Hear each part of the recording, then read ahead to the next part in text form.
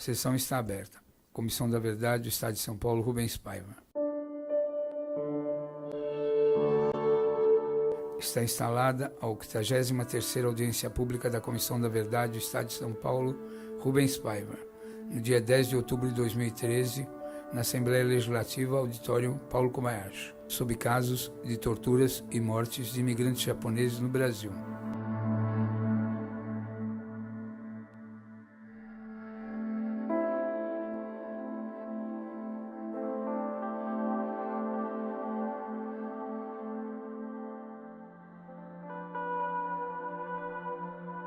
Queria fazer apenas uma breve saudação a vocês todos, dizendo que viemos aqui para participar da reconstituição dessas memórias, para homenagear a colônia nipônica, para pedir desculpas, sim, perdão, em nome do povo brasileiro, daquela parcela do povo brasileiro esclarecida, consciente, em nome de todos os cidadãos que têm uma visão social generosa, em nome de todos os militantes de direitos humanos, orgânicos ou inorgânicos, ligados ou não a uma organização qualquer, porque esse é um episódio, o pano de fundo desse episódio, esse é um episódio de racismo.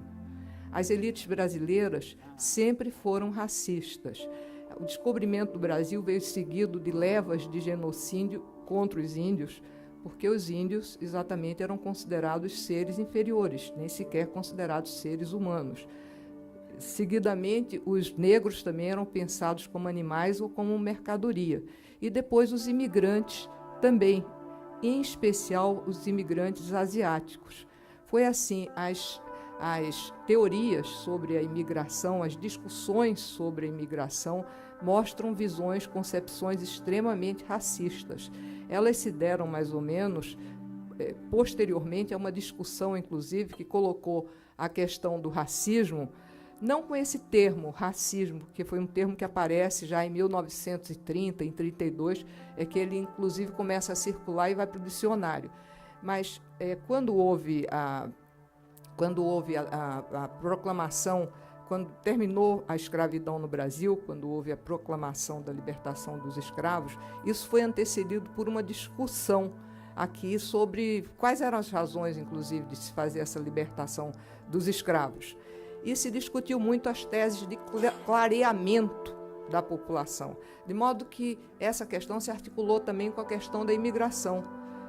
Muitos brasileiros importantes, até o Joaquim Nabuco, mas muitos outros, o Tobias Barreto, o Oliveira Viana, brasileiros que escreveram, inclusive, sobre a formação do povo brasileiro, tiveram essas ideias que foram importadas da Europa. A ideia de que o branco ariano era superior às outras raças. A ideia de que o asiático era uma espécie de negro amarelo. E o que se queria aqui era um branqueamento da nossa raça mestiça, que já era identificada e vista como mestiça. Então, o que está por baixo disso, claro, os japoneses chegaram aqui e, aos poucos, eles conquistaram, ainda antes da Segunda Guerra Mundial, um espaço pela sua operosidade, pela sua capacidade era um povo trabalhador, um povo que se articulava bem, cooperativo, que começaram a ter uma presença importante na agricultura brasileira, mas quando houve a guerra, todas essas visões racistas sim, renasceram. E por isso esse povo foi tão hostilizado e foi tratado de uma forma, foi tão isolado. E por que foi isolado, inclusive, esse conflito que se fala aqui entre os que achavam que o Japão era vitorioso e os que achavam sabiam que o Japão fora derrotado, esse conflito se deu exatamente por esse isolamento, por essa negação, inclusive, por essa censura a uma imprensa nipônica naquela época. Então, os japoneses, sem acesso a essa informação, acreditavam que o Japão havia ganho a guerra. E os brasileiros, as elites, os agentes do Estado, os submeteram às maiores humilhações, indevidas humilhações.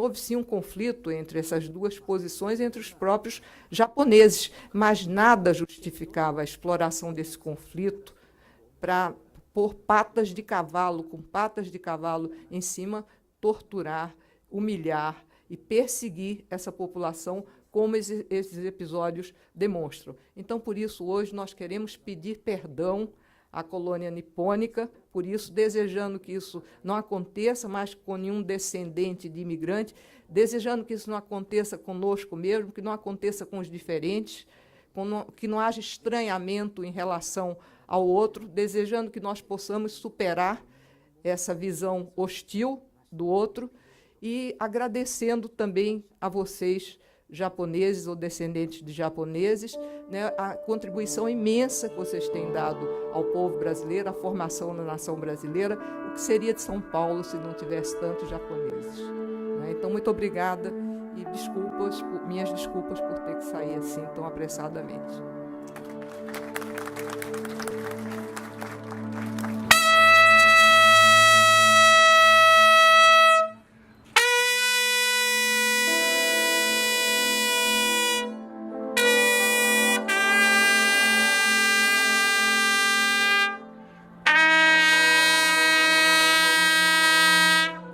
Também hoje o seu Idaka, a dona Shizuko, e 13 anos de trabalho. Você faz jus à vida dos seus pais, todo o trabalho que eles fizeram com a imagem do Japão.